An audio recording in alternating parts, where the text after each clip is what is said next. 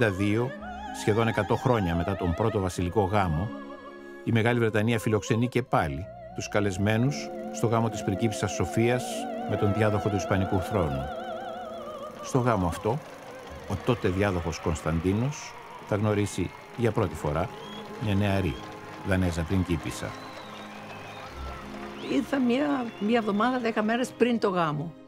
Είχαμε έρθει με το σκάφος του βασιλέως της Δανίας, του πατέρα μου, και ήταν εγώ, 2 αδερφές και βεβαίως οι γονείς μου. Και όταν φτάσαμε, βγήκα και εκεί ήταν η πεθερά μου, η Βασίλισσα Βρετανική, και με χαιρέτησε και οι 2 αδελφές του βασιλέως, η πριγκίπισσα Σοφία και η πριγκίπισσα Ειρήνη. Ο Γιώργος ο Παπανδρέος, τότε πρωθυπουργός.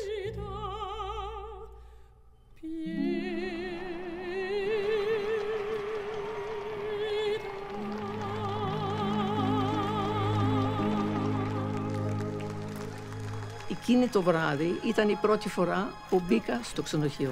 Έδωσε ο πρωθυπουργός δεξίωση για τον βασιλέα και για μένα. Και ήταν οι γονείς μου, ήταν οι υπουργοί, ήταν οι ξένοι δημοσιογράφοι.